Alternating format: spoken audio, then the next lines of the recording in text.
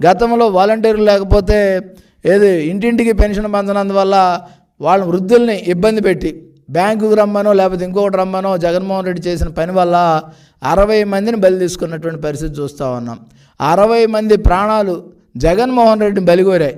వాళ్లే కాకుండా గతంలో ఎవరైతే ఇబ్బందులు పడ్డారో వాళ్ళందరూ కూడా జగన్మోహన్ రెడ్డి ప్రభుత్వాన్ని బలికోరినటువంటి పరిస్థితి. ఈ వృద్ధులకి ఆయన క్షమాపణ చెప్పాలి. ఆ రోజు నేను చేసిన తప్పు, వ్యవస్థ ద్వారా నడిపించాల్సినటువంటి అవకాశం ఉన్నా కానీ వ్యవస్థను పక్కన పెట్టి కేవలం ఏదైతే జగన్మోహన్ రెడ్డి ఎన్నికల అభివృద్ధి కోసం శవరాజకీయాలు చేశానని ఆయన ఒప్పుకొని క్షమాపణ చెప్పాల్సినటువంటి అవసరం ఉంది. ఈరోజు ప్రతి లబ్ధిదారుడు సంతోషపడతా ఉన్నాడు. దాంతోపాటుగా వ్యవసాయ రంగం కూడా రేపు పరవలు తొక్కపోతూ ఉంది.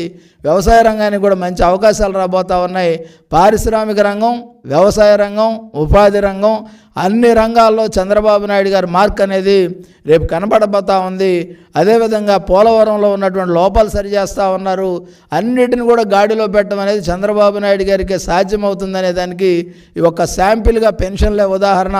దాంతోపాటుగా రాబోయే రోజుల్లో ఏ విధంగా ఉండబోతుందో కూడా తెలియజేయడానికి అవకాశం ఉందని సందర్భంగా తెలియజేస్తూ, ఎప్పటికైనా సరే జగన్మోహన్ రెడ్డిని ప్రజలు ఎవరు కూడా నమ్మొద్దు. జగన్మోహన్ రెడ్డి నమ్మి మునిగిపోయిన వాళ్ళు ఎందరో ఉన్నారు. ఆయన వల్ల నష్టపోయిన వాళ్ళు ఎక్కువ మంది ఉన్నారు. అందరికన్నా భావితరం నష్టపోయినటువంటి పరిస్థితి ఉంది. కనుక దయచేసి అందరూ కూడా గమనించమని కోరుతూ, రాబోయే రోజుల్లో ఈ రాష్ట్రం యొక్క అభివృద్ధి, సంక్షేమం జోడెడ్డుల్లాగా పరిగెట్టేటటువంటి పరిస్థితి ఉంది. అదేవిధంగా మిగతా హామీలన్నీ కూడా ఒకటొకటిగా అమలవుతాయి.